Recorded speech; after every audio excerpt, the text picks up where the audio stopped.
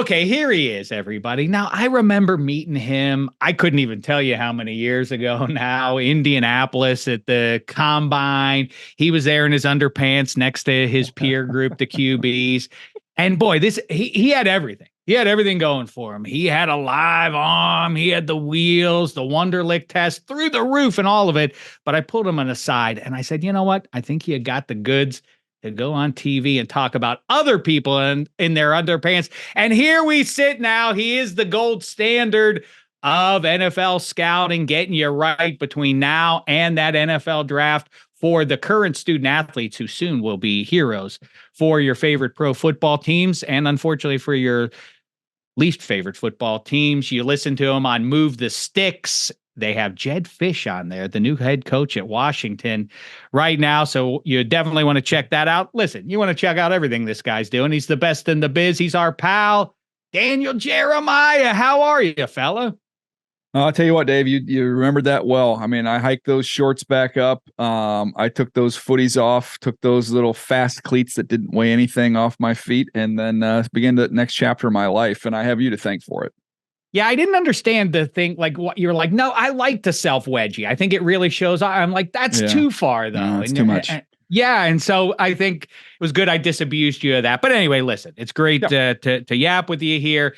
Now we are edging ever closer. I know the football playoffs are capturing most people's attention right now, but not very long from now. And in fact, the majority of pro football teams are already now chomping at the bit to hear what Daniel Jeremiah thinks is the right thing to do. And let's start there. Am I crazy? Is it my perception? Or in the last 5 years or so, when a team loses in the playoffs, it feels like the end of the world to the franchise. It feels like, well, now we have to blow everything up here. Like this is not sustainable. We need a whole new, and I think it's kind of valid with some of these teams that we just saw go down in the wild card round. Dallas, Philly, Miami, Pittsburgh. Any and all of those jump out to you as teams that would do well to make some not small changes between now and September of 24? Well, they're all different. To me, I think Miami would be more of an overreaction than the others, just in terms of the limited track record that we have there. That was Tua's first healthy season. I've never seen so many people that are both crazy for Tua and crazy against Tua.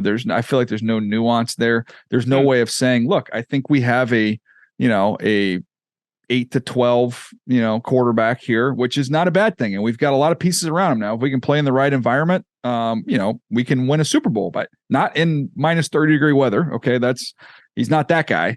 But I feel like there's some common sense there. You don't need to. I saw McDaniel saying, "Oh, I could end up giving up play calling." I'm like, you just led the league with all these stats and everything, scored all these points. You played in a freaking frigid game, and your team stunk because you're from Miami and you're not built to play in that. Like that's an overreaction to me. Dallas is a little bit of a track record of this happening multiple times in the postseason, and usually somebody ends up having to pay for that. Is it the Greg Maddux effect that, or Tom Glavine? That's my go-to always is you can be a regular season hero against mediocre competition, but when the stakes are raised and the competition goes up, it doesn't work. Is that what you see is happening with the Cowboys, or is there something else at play? Like Dak feels the pressure in a way he doesn't typically in the regular season, and when the snowball starts going against him, you can see that, you can feel that that he presses. I mean, where are you on that? I mean, 12 wins perennially is pretty good. No, that's a great thing. But to me, and I agree with you that the playoffs are different than the regular season. We've had this conversation before. Like when you get into the playoffs in baseball, power arms play, and you have to be able to hit great pitching. You can pile up a bunch of home runs against the fourth and fifth starters and those tomato cans throughout the whole year, but you got to be able to beat good pitching. The thing that's a conundrum for the Cowboys to me is I think they have all that stuff. Like they have pass rushers that can beat elite offensive linemen. They have offensive linemen who you can block against some of the better defensive fronts. They have a quarterback who doesn't have a noodle arm back there who shouldn't be limited and can fit balls in tight windows. They've got a receiver who should be able to beat some of the better corners in the league. I don't know how to explain it, Dave. Pressure is the one thing I come back to, is that the pressure has suffocated them. And that's why, to me, it just feels like look, I don't want to see people lose their jobs, but with McCarthy comes back. I feel like now there's no release. there's no release on that pressure. It just gets, now it's just the regular season. We don't even care. We're not even paying attention. The only thing that matters is when we get in the postseason, like the buildup for that for him seems like that might be too much. And that's where you go, okay, I acknowledge the success you've had, but we've got to take a little bit of the air out of this here. And let's get a new coach, which doesn't have all these battle scars. And maybe if we get down early in a game, it doesn't feel like it's just caving in on you like it did when you're watching that game. So that's where I think on the Dallas and the Philly thing is different, where gosh, you just look back to last year and where they were, and it looks like they had to replace both coordinators, and it looks like they might have went 0 for 2. So does that look like, okay, does Jeffrey Lurie say, well, let's just hire new coordinators, let's clean up underneath Nick Sirianni? Nick Sirianni, though, is supposed to be the culture guy. He's the culture guy, and then we get the coaches underneath him to call it. But then you go, well, wait a second. The culture doesn't look like he's doing so good right now. So if we've got the culture head coach and then the team's not playing well, then that's where I'd start getting worried for him. But I would say of those, I would say Miami, no changes or minimal changes. I would say Philadelphia, probably a lot of changes, but I would think the head coach probably okay, which when you release this, I'll probably be proved wrong. And then lastly, I would say McCarthy. Just feels like I don't know how they run that back, just with all the pressure that's there. But by the way, do you believe in self-fulfilling prophecy? Of course I do. Yes. So you're 100% believer in that. So I guess you're gonna. Okay, go ahead. So you scheduling to have the draft guy on a week before the Steelers played the Bills, setting that up for right after that game. Do you take any blame here at all for this at all? I see where you're going with this, and no, I'm not going to wear that one. I'm not going to fall into your trap, Jeremiah. It's not. I'm not going to do that. Listen, I wanted to do, as one of society's foremost empaths, my team had just got into the playoffs. I was excited, but it's not all about me. You see? Okay, you're a giver. That's right, and I wanted to provide some optimism for the have-nots. I thought that this would be the right time to do it. All this talk about, it's Josh Allen and Patrick Mahomes and all that, other people are out there too, and they're not feeling so good right now. And that's where Dave Dameshek and hey, I'm not saying that there was a problem with the relationship. Did I schedule a divorce attorney meeting for the day after we were going to have this conversation? Yes, but I think our relationship's fine. I didn't see it. There's no connection. Yeah. I'm not wearing it. And we'll get to Mike Tomlin in a second here, because I was ahead of the curve on that one about where this was going to come down. But okay, let's do some what if here. I like my NFL stuff, and a couple have occurred to me coming off of this season we just saw. First of all, remember, Lovie Smith he left the Texans screwed. What a final move by him. Oh, you're going to fire me? Boom. Well, I'm going to screw you for a generation and not let you get the guy, Bryce Young. What if that play doesn't happen? They draft Bryce Young, right? The Texans take you. I think so. Yeah. Okay. So then are the Panthers in the playoffs right now? I'll tell you what, the Panthers would have won a lot more games, but I don't know that they'd have been in the postseason. I think I overvalued what was there on campus there. I think the DJ Moore being part of that, that was a killer there. So, man, look, it's hard when you do the flopping them, and you've done so many of these over the years. They're fascinating to me. I think that we can all agree that if we have eyes, that CJ Stroud is a more talented, especially at this point in time, a much better player than Bryce Young. But I don't want to underestimate how terrible the situation was in Carolina, not only with the talent around them, but having a million voices in your ear, and a bunch of them are former quarterbacks, which I think sometimes it's too much. I think you'd want to have one strong voice. And I probably said some of this along the way. Hey, this is great. They are these former quarterbacks, all this wisdom to pour into them. Well, guess what? You get 5 former quarterbacks in a room. That's 5 different opinions on how your footwork should look, where your eyes should be, how you read. Like it to me, it just drowned him a little bit. So I think CJ Stroud's better. I think if CJ Stroud had gone had gone to them with that pick in Carolina, they'd be better off. But I don't know that they'd be a playoff team. You think Bryce Young landing in Houston, do you think that would have worked out somewhere close to as well as it has with Stroud? Do you think they'd be tracking for the playoffs and all that? I think they would be. I think they would have been, in contention. I mean, it came down to the very end, so there was no margin. So if I'm going to agree that C.J. Stroud has been a much better player, is a more talented player than Bryce, and they, with all of that, barely snuck into the postseason, I would say Houston probably doesn't make the postseason if they took Bryce. But man, Bryce would be a lot happier. I can tell you that much. Everybody for 6 months was predicting what was going to happen with the Jets with Aaron Rodgers under center. What if he doesn't get hurt in that game? What do you think the AFC looks like? Are the Jets a playoff team? Do they maybe win the AFC East? How say you? They're better, but I think, seeing what the offensive line, especially as the injuries mounted, and it was probably a matter of time before Aaron would have got hurt again. If that didn't happen with his Achilles, it would have been something else. And I don't know that he's super equipped to play behind an offensive line like that. And I think that when you boil it down, they had one big time elite receiver, Garrett Wilson, who's awesome. And the guys that he brought over from Green Bay don't have a lot. So no, I think they would have won a few more games. Would they win 6, 7 games? So was it that many? Yeah, I guess they were in the mix. So there I mean, they're a 5, they're a 9, and I think with Aaron Rodgers, they're a 9-8 type team. I mean, the defense is really good, but I didn't think the offensive line would have allowed him to do what he needed to do there. All right, I could be cute with what you think happens to the Pittsburgh Steelers if Kenny Pickett doesn't get hurt against the Arizona Cardinals. I have my own thoughts and have elaborated on those extensively on this very podcast. So I'm not going to ask you that. Let's just cut to the chase here. Is Kenny Pickett fixable in your eyes? I feel like, let me just say, my sense of him is that he's just flat spooked. I remember talking to you about this, whatever it was, 8 or 10 years ago, about Blaine Gabbert.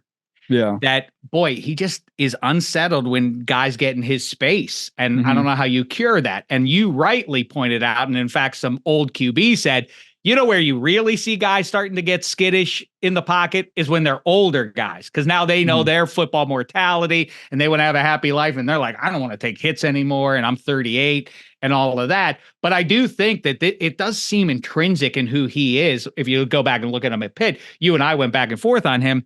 He always did love that harsh pirouette to his left to get out of the pocket, or more damning is that weird fade he does to nowhere out to his right. Is any of that stuff fixable? He just doesn't seem like he wants to stand in the pocket and deliver a throw if there's a guy anywhere in his space. Well, I think that if they can get Broderick Jones over to left tackle and then draft a right tackle in this draft and some of the other pieces that they put in place, Samalo, right? He played well coming over from the Eagles. So, I mean, I want to give him a little bit of a pass, in that I don't know that he knows what it's like to play behind a good offensive line at the NFL level. We haven't seen him play behind a good offensive line. He's still, relatively young and inexperienced. That maybe that's something that can be improved just by putting a little bit of a better wall in front of him. But man, that's sometimes, as we've seen over the years, those battle scars, those linger. So I'm not going to give you a solid 100%. This is who he is. It's not correctable.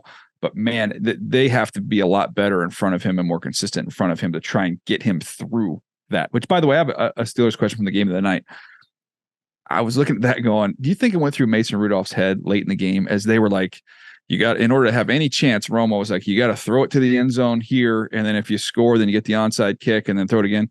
And then instead he took a couple easy completions and then ran. I'm sitting there going like, he's going, you know what? Nobody's going to remember, if we lost by 7 or 14. But I'll tell you one thing, I'm not putting an interception on my tally because this is starting to look like I played pretty good in this game. After I had the early interception, let's just get a couple more completions, a couple more yards. Man, take off and run a little bit here. Like, who are we kidding? I would, you know what? You jest. I wouldn't blame him. I wouldn't be surprised if his frame of mind right now. Peyton Manning didn't throw Hail Marys at the end of halves. Yeah, right. He said it. He's like, I'm not going to throw an interception. What are the chances we catch that thing? I'm not throwing an interception, putting it on my list. Listen, if you're Mason Rudolph, the joke was so obvious that not even Hack Dave picked up on it. Other hacks picked up on it. That obviously the Mason Rudolph story was very much like the Rudolph story, and Mike Tomlin very much like Santa, desperate to save the day, turned him and said, "Will you guide our sleigh tonight?" Mason Rudolph, if he had my temperament, a petulant would have been like, no, you should ask me when you had an option. Now you're desperate. No, I'm not helping you at all. Mason Rudolph could have said that, except for his professional exploits in 24 and beyond.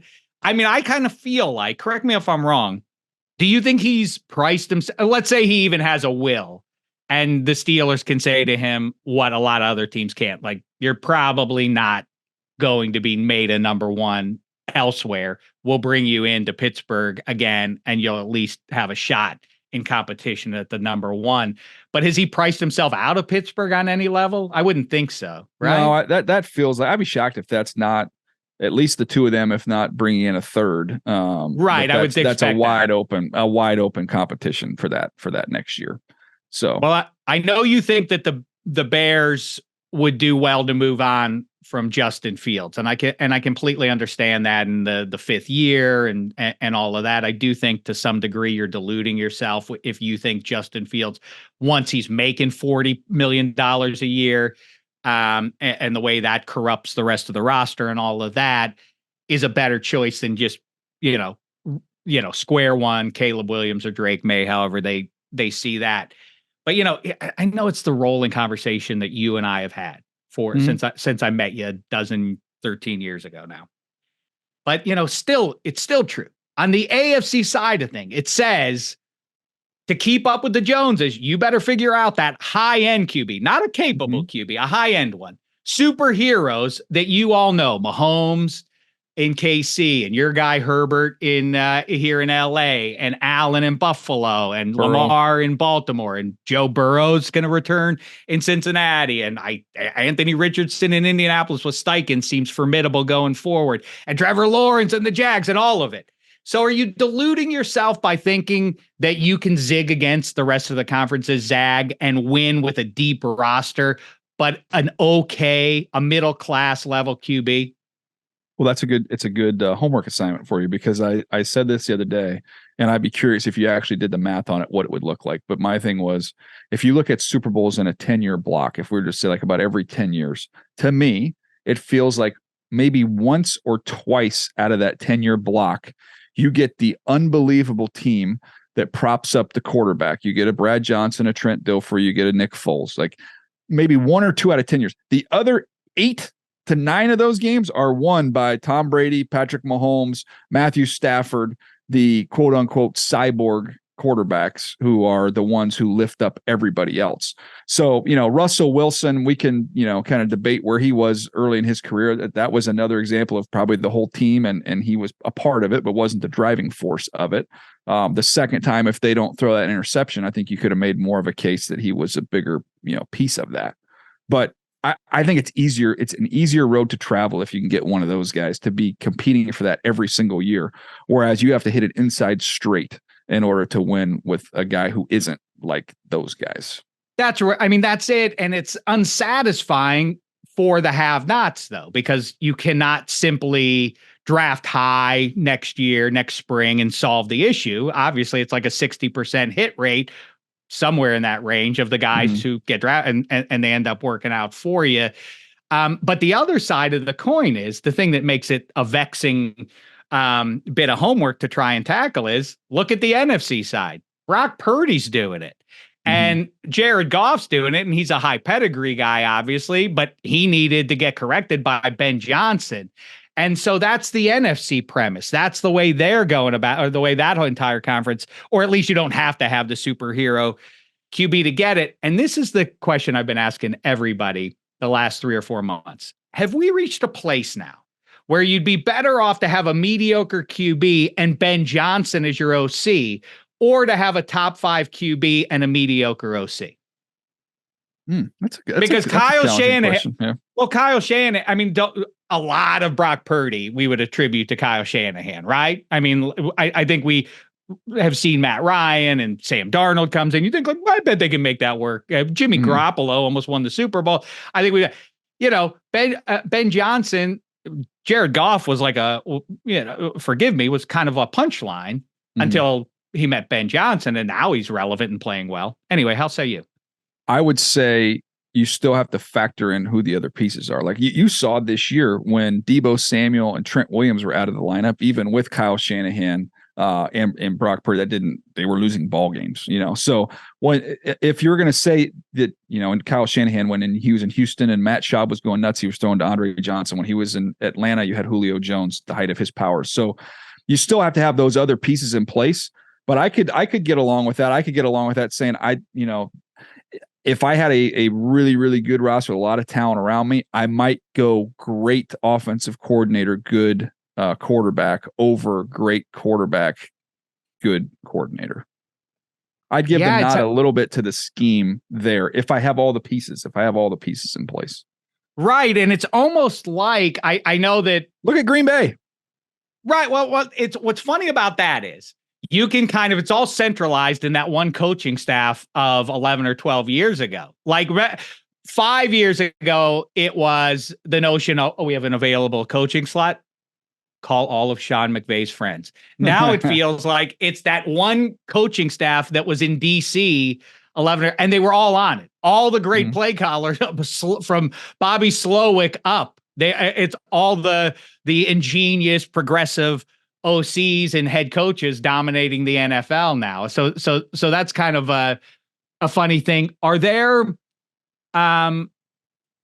the thing that I just repeatedly, you watch teams get duped by an OC or a DC who's been in the league for 15 years, but then all of a sudden he has the top unit in the league because they got one of those superhero quarterbacks or something like that. Yeah. And people don't do the math on like, well, yeah, he didn't turn into a genius. They got that that high-end QB. But who are the guys right now that we're going to see? Because you're steeped in this stuff. Who are the OCs whose names are going to be here, or not necessarily the great progressive play callers on the rise here that are the genuine article who we're going to see competing against? It's kind of funny too. Remember when it was Russ and Cap on one side and it was Peyton and Brady on the other, old guard versus new guard. Yeah. It's all going to be like, you want Bill Belichick? You want Pete Carroll? You want Jim Harbaugh? Or do you want one of these guys who looks like he's 23 years old and could be your head coach for the next 30 years? Yeah, I mean, I think Slowick, you mentioned Ben Johnson and Detroit, I think would be the two that are at the top. They're right at the top of everybody's list, and that's who everybody talks about and what they've done. How about Grubbs? Does Grubbs out of Washington get a shot? He's done a great job. He go down to the college level. He's done a really, really good job. I don't know. He have to take a pay cut if he's going to go from Alabama's offensive coordinator to being an offensive coordinator in the NFL. I mean, I think that going rate's probably going to be about $3 million, I would guess. I don't know what he's making in Alabama. I think that's probably not that far off. So no, he's a bright one. I mean, everybody likes to kill Lincoln Riley for how things ended up this year with a USC team. I think it kind of caught up to him with not having the talent that they possess. I still think he's really, really creative and does a good job designing offense. So he would be another one I would put into that mix if we're talking about college guys. And Jed Fisch's done a good job. We just got hired. We just mentioned him at the top, and we just talked to him a little bit ago. But he's done a good job and being creative and being innovative. And he's touched all the guys you need to touch to be around. He was around McVay. He was around Pete Carroll. He was around Belichick. He's been around just a lot of bright football guys and been able to take a little bit of that along the way. Okay. Lightning rounded here, so you don't get too tired of talking about these subjects that you're going to be revisiting over the coming months here. But let's start with the guys already in the league. Talking about like, we got to get one of those QBs if you're not going to delude yourself all season. You actually want to be competitive. Kirk Cousins is probably the top name on the list, unless it's Justin Fields. Obviously, very different kinds of QB in there. But Kirk Cousins, do you anticipate him going anywhere other than back to Minnesota? I don't think so, because they Wonderful Life at the end of the year and got to see what it looks like without Kirk Cousins, and it wasn't great. So I think that you coming back off that injury, they can get one, maybe two more out of him. And I think Justin Jefferson has made it known what he thinks. He wants him back. I think, to me, the copycat league thing is always fascinating, and I think when you see Mahomes and doing what he's done, obviously, and then you see Jordan Love, those guys that weren't just thrown in the microwave and were thrown in the oven and given a little bit of time to develop. I think of teams now like Minnesota that has a Cousins, the Rams that have a Stafford, that these teams say, we're going to take the quarterback now and maybe we don't need him for 2 years, but we'll have him ready to go, and he'll be so steeped and learn our system inside and out that we can rock and roll and make that transition sooner. It's better to have that guy now than to be trying to find him when you need him. I guess it's, would you say that, like shopping on an empty stomach versus shopping when you're full? It's so funny because I almost said that when you're talking about Philadelphia. It's like, you don't come at me. It's sort of the reaction to Mike Tomlin at the press conference right after the game, not answering the questions. Like, I don't ask me about food as I'm walking out of the all-you-can-eat buffet. I'm happy to talk about. Now's not the time. I'm not in the. I'm too stuffed to have that conversation right now. But I said at the top here, I think before you joined, there's something very Rocky IV, the fight in Moscow, about Balboa addressing the Soviets at the end. Like, if I can change and you can change, we all can change. We all can change. Yeah. And I think that there is that life on the big stage or otherwise, life beats you up a little bit, and you have a different swagger at 22 than you do at 30. And I think that Baker Mayfield and Jared Goff are likable guys. And you always I always tell that story about, like, Daniel Jeremiah was so right about Baker Mayfield's swagger. The fact that they let him out of the building and move elsewhere is another story. That was a mistake that they'd probably like to have back. But I find him more charming now, and same is true with Jared Goff. He doesn't have that edge about him anymore. It's feels team guy. Anyhow, they're better players, more importantly. And I look at Mason Rudolph, forgive me, and I think that there are a lot of fairy tale stories that last for 2 weeks or for 3 weeks, and then the backup QB turns into a pumpkin.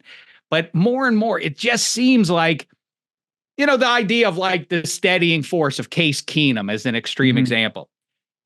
I don't know how you bridge the gap from day one walking into the building to the 5-year mark, but how you complete that, how you fill that gap is what you need in almost any quarterback, right? If they get enough reps and they have a pedigree that gets them in through the front door, you're kind of okay with that. I know this goes against everything we're talking about, except Kirk Cousins is that guy, like, pedigree, middle round draft pick, but he's good now in large part because he's had so many reps. There's nothing you're going to do that's going to trick him. And I think that's how you would describe the quarterbacks I'm talking about here. And they aren't superheroes. Geno in there. Exactly. So it's confusing. Like, you have no chance if you don't have Josh Allen. Like, you sure? Because I see enough evidence that you can get by with those guys. On the other hand, you also don't want to draft a guy like, well, we have a first round pick in the late 20s. Jaden Daniels is there. He'll turn into that. He's a first round draft pick. I kind of feel like that's what Pittsburgh was hoping Kenny Pickett would do, because it made sense. And I spiritually still embrace taking Kenny Pickett, the Pitt kid. But I think people try to make it into something because the kid's there. This is a deep QB class, right? But how many guys do you feel real good about are going to be, impact players in their first few years in the league? I know that's a massive rolling comment / question for you. See what sense you can make of it. We've had conversation before. You know how I work. No, I know how you do it. So I'm going to make a super weird analogy for you that you're not going to expect. I can promise you. But a lot of these things have in common. Jared Goff, first overall pick. Baker Mayfield, first overall pick. Right. Geno Smith, first round pick. These guys had ability. They had ability, but they weren't ready for it. And they Alex Smith too, right? Yeah. Another one. So those guys, to me, and this is the analogy, as someone who has teenage boys, or only one now, one's 20, but having sat on the couch and not having played a video game in 100 years, but having watched them play Fortnite, I know when they get knocked, right? So their character is almost dead. And then they have to kind of hide behind a rock so that the other team doesn't see them, and they're wrapping the bandages around their arms. And the whole thing is they've got to get all that done before somebody shoots them and kills them. But they can't go back out in the open and get seen, or they're dead. You got to hide. You got to hide behind the rock for a little bit, and you got to get all healed up and get your power thing to get recharged. And then you can go back out into the game and you've got a shot. I feel like some of these quarterbacks, I feel like Zach Wilson last year was hiding behind the rock, just trying to heal from everything. And they're like, nope, right back out into the middle of the battlefield. No, I haven't healed. I haven't healed properly yet. That is what I think of with some of these young first round quarterbacks. And that's why, we'll see if the damage is irreparable there with him. But like Sam Darnold, I still am curious to see What happens with him in his next act? Because he had enough ability, and I didn't make it up. He's very talented. You saw that at USC, what he could do. It did not work out. He's healed up. He got a chance to sit under Kyle Shanahan and kind of collect himself after a stop in Carolina. Can he do what Baker Mayfield has just done? Can he do what Geno Smith's done? Can he do what Jared Goff has done? And on and on and on and on. I think the connective tissue there, though, is you have to have had enough ability to been thought of like that, or you get into another class of quarterback, and you're talking about the Case Keenums and we can try and survive and maybe have this magical one-off year. But I think those other guys have something that could be sustainable. And even if they're not the elite top tier guys, they're knocking on that door with enough ability that you can win. I guess it still goes back, it's the Raiders of the 70s. It was the Al Davis approach, like, someone else's garbage, but high pedigree guy. Like, yeah, it didn't work out for him in that situation. But that's what the Patriots have done so well over the last 20 years. Okay, very quick.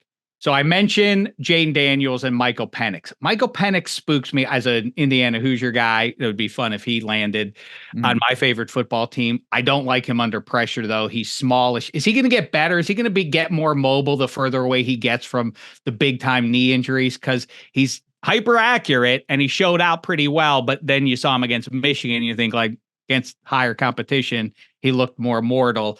Is he an answer in the NFL, and is Jaden Daniels an answer? Those are the two guys. Because May and Caleb Williams, I think everybody assumes are going to go top 3 at worst. Right? I think there's a very real chance we go quarterback to start the draft. Oh, who's 3 then? Jaden Daniels is going to go. Really? He's going to go that high up? Yeah, he's going to go high. Ooh. He played really well. If you just watched that, just off the tape this last year, obviously won the Heisman Trophy, but he's playing in front of a better offensive line, or playing behind a better offensive line. He's got unbelievable receivers, 2 of which are going to go in the first round this year. He played better. He played the best of all the quarterbacks. Now, I think he'll be the 3rd, but I think he's going to go. Then Penix has a really live arm. He's a unique watch as somebody, as an Indiana guy, you've seen him forever. A lefty always looks a little different throwing the ball. Then on top of that, he's, from a build standpoint, he's really high cut with kind of looks like he's got long arms. Right. So the ball comes out. In a low release, it even looks lower. It looks odd, just watching how he throws it, but the ball jumps out of his hand. The concern there is everything is really flat and firm. And like, you see him drive a skinny post, like a bang, just right on. They call it a bang 8. You literally watch it and you say bang when you see it. And then some of those up and down throws, you saw it in the Michigan game. He struggled with the touch and trajectory to kind of get up over linebackers, under safeties. There's a touch involved there that I don't know that's perfect for him. He moved around really well and navigated around pressure in the first game, in the semifinals, and in the last game, he couldn't get away from it. So I don't think that's really who he is. I think he's a left-handed, Kirk Cousins type pure pocket passer. But I don't know that he has all the clubs in his bag to make all the shots as a thrower, if that makes any sense. Yeah, it does. And, he like I say, 3-4 years ago, he was a different cat. Like he could run around. I think he could hurt you with the legs. Was it against Penn State or Good memory. That was a touchdown. He hit that pylon before he hit out of bounds. I don't want to hear another word about it. All right. The best in the biz. I know you keep saying tackle is rich, QB is rich. Are there positions that you can feel good if you have a need as an NFL fan? Richest positions, slightest positions going into this spring. I said last year was the best tight end group that I'd ever seen in terms of the quality and the depth. The tackle group this year, there's not a Jonathan Ogden, Orlando Pace type guy in this group, but there's a ton of them. Like, I think we could break the record for number of tackles that go in the first round. So a ton of tackles, receivers each and every year. We're going to be handed receivers. That's, it's where we are, which is fun. There's a ton of talented receivers. I think we'll see 3 of them go in the top 10, and we're going to see, we might see 6 or 7 go in the first round. It's loaded there. So those, in quarterbacks, I think we'll see 4. I would put it maybe at 4.5 go in the first round. Maybe there's a 5th one that gets in there, but I think we'll see 4 first round quarterbacks. So that's where this draft seems to be kind of where the strength lies. I'm looking forward to it. I'm just, really getting into it now, and it's kind of fun. It's like opening up a new Christmas present every day as you watch these guys. By the way, can you answer me one question? Sure. Wired? Why are we wearing wired headphones? Are you like scared about like I don't know, because brain Eddie stuff? Spaghetti. Are you worried about that? Like the No, studies I about get how that? grief about it. Like I plugged in 2024 because Eddie Spaghetti told me that the earbuds clip out. Isn't that right? You remember Eddie Spaghetti, right? Of Used to work course, together. yeah, absolutely. Remember He's the him, best. big husky Yeah. guy. Not a fan Very of the handsome. Huskies. I mean, he's husky. Very, very, very handsome individual. Yeah, I didn't know. I mean, I didn't know if Eddie's just playing a joke on you or what's going on here. But It could well be. I wouldn't know. Like, watch me play a game with the old man. He won't know. He'll look like a dope. well, I can't see. It's like you leave it up to the imagination. So I see the cords dangling, and I just imagine they're hooked up to a Walkman. I don't know. I can't see it, but that's what I'm assuming. What would I be listening to on my Walkman, do you suppose? Daniel Jeremiah. People know it. I think it's kind of become the stuff of legend. He on set at commercial breaks, he is the DJ. He's not just DJ. He's DJ, the DJ, and he spins 80s gems, one hit wonders through and through. That's your go-to, would you say? Yeah, 90s R&B. Okay, yeah, right. 80s. That's my sweet spot there. In terms of what you were going for, I think maybe it's because you've got the flannel, but I'm thinking, I don't know. I'm just going Huey Lewis. Just gives That's me right. You got me. You nailed it. Yeah. You know me. You know me to the end. Listen, we talk about those QBs, and they are precious, just like gold, because it is rare. Those QBs are rare, but you have beaten the system. You're not just a great QB from college. You are the gold standard, one of one. We appreciate you taking the time to yap with us right at the front edge here. Oh, everybody's going to, Daniel, will you come on the show? Just remember, Dameshek got you at the front end. Like, I was at the start there. I appreciate all your kindness last summer when the old man passed away. That was very kind of you to reach out. Not necessary, but hey, good luck as you get into the busy season here, man. And if you want to do some NFL and ever, you dial me up and we'll do it. We'll make stuff up. And well, hey, first of all, I love you. You've been a good friend forever. And if you could just do me one thing, I've never asked you for anything. Yeah. But as we finish this, if you could just let me see the Walkman and just go, we're going back in time, and then just bam, just out. He just exit stage left. That's I want a new drug. Boom, boom, boom. One that won't make me sick. I feel like he's underappreciated. I think you're confusing me with somebody. I don't know where you're coming up with Huey Lewis in the news, you bum. Maybe a little Mellencamp. I'm seeing a little more now when you stood up there. Now we're talking. Indiana. I wasn't born in an old town, but I spent 4.5 years of my life in one. I loved it. All right, listen. You're the tops, pal. Best to you as you dig in there. Now, listen, Move the Sticks as if I have to promote it and you don't know what he's up to already, but I will. Move the Sticks. Red hot podcast over there at the NFL. They're talking to Jed Fish, brand new coach in Seattle, Washington. Go check that out, and we'll be checking you out for the next few months here as we do every year. Daniel Jeremiah, thanks for the time, pal. See you, buddy.